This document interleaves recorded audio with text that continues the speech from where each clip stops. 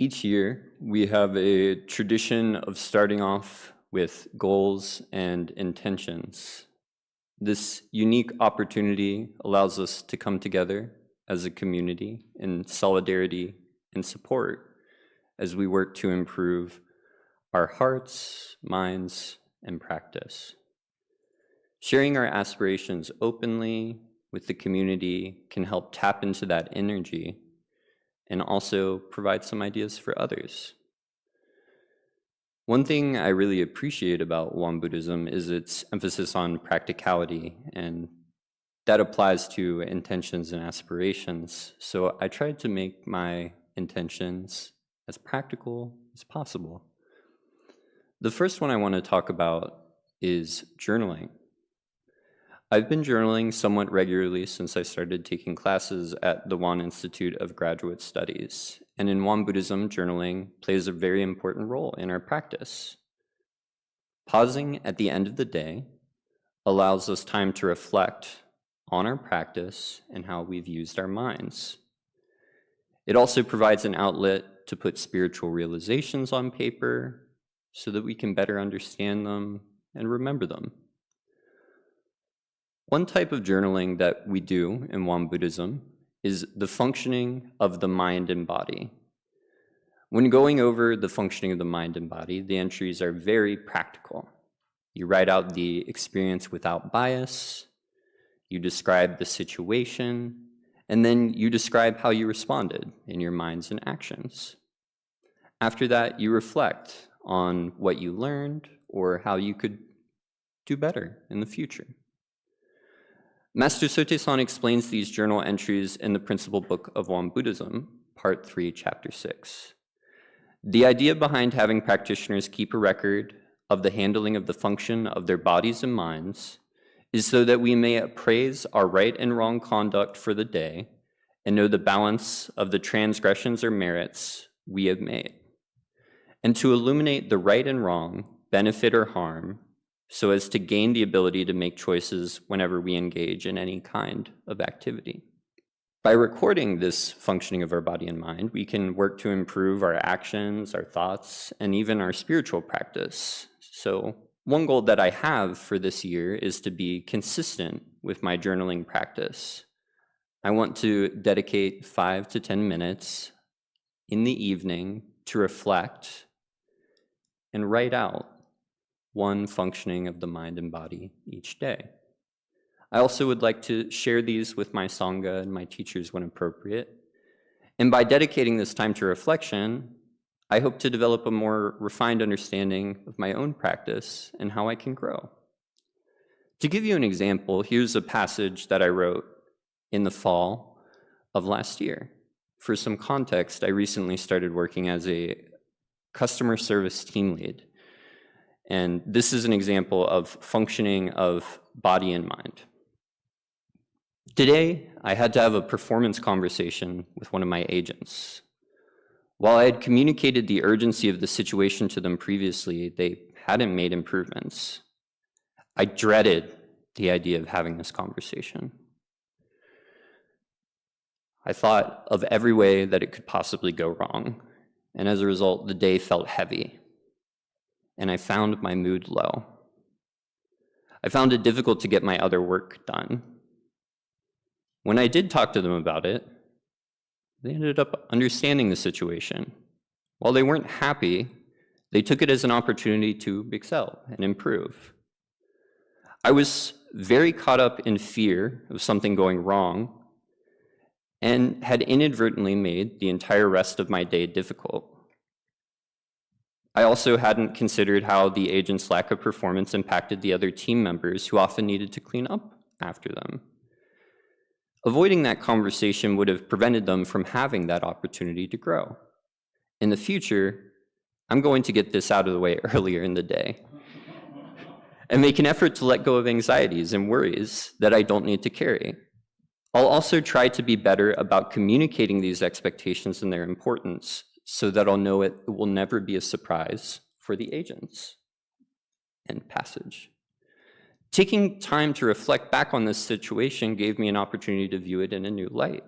At first, I was scared of even having the conversation with them.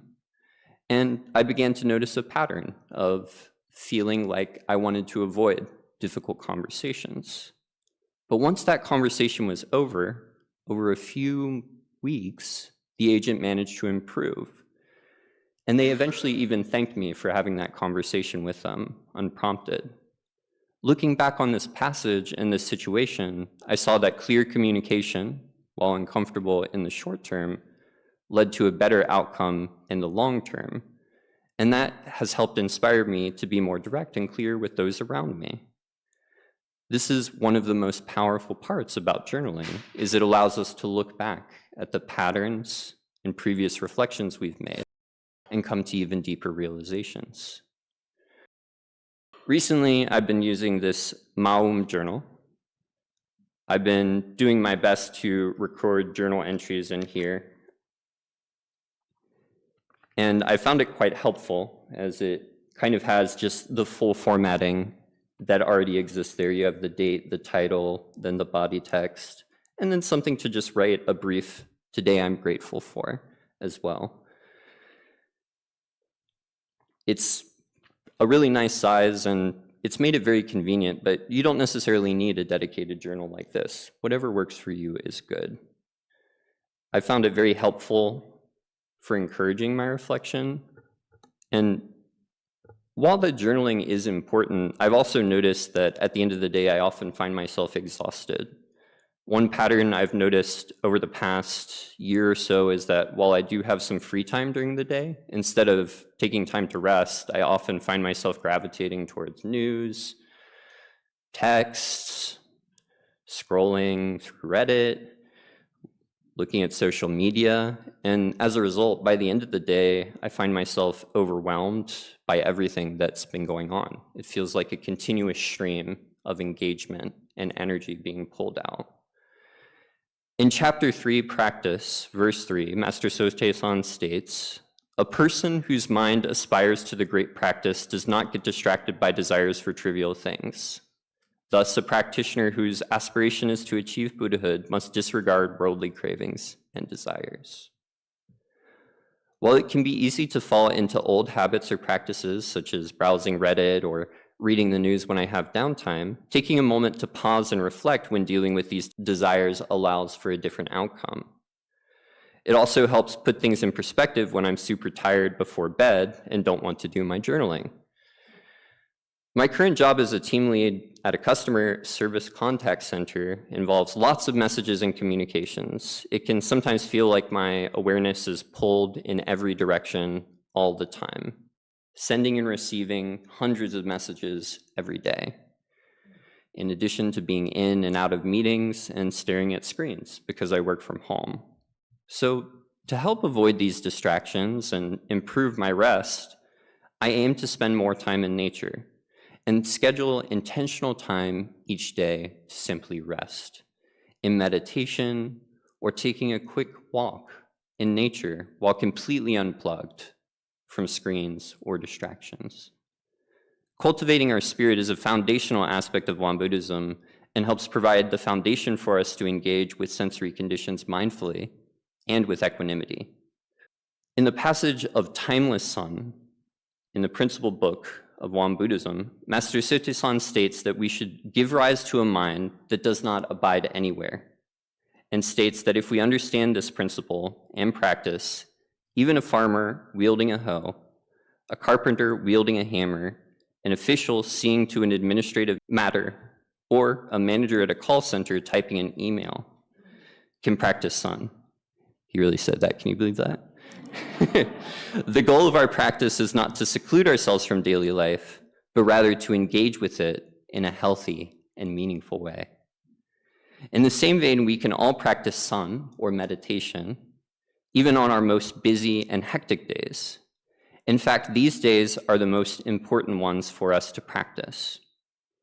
While it can be easy to practice in a quiet and calm environment like this one, I found myself thrown into a management position, and often different tasks and messages are thrown at me all the time. So with all of these things competing for my attention, I feel like I need a dedicated approach to calm down and slow myself during the day. As a result, I want to set the intention this year to, whenever I receive a message or task, to return to my breath. Take a deep breath in, pause, and then respond. In this way, the message and task becomes a blessing, an opportunity to respond with compassion and mindfulness instead of reactivity and anxiety for all of the work that I need to get done. Now, this goal is a small but meaningful step towards timeless meditation and placeless meditation. But to bring it back full circle, I hope to record this item in my mindfulness journal. Another useful aspect of it here is a little item of mindfulness checkbook that you can utilize to keep track of how you're doing on the day. It's a lot simpler than writing out a full passage, and this is another option that you can use to reflect on your mindfulness throughout the day if you feel like writing an entire passage doesn't work well for you. I know I find it helpful, as even this year I struggle to get a passage down every day. Now, these practices aren't anything new to me, and many of you are likely familiar with them as well. But I hope to go into this new year with a renewed zeal and dedication to implementing all of these practices in my daily life. I hope that taking the time to be intentional about rest and cultivation, spending time reflecting and journaling at the end of each day, and being mindful about how I respond to new messages and tasks will allow me to grow as a practitioner and as a person. I'd also like to encourage you to consider taking up or continuing your already taken up aspirations and intentions for this year. I'm excited to practice these and learn as I continue to walk this path, and I'm extremely grateful to be walking it alongside all of you. Thank you.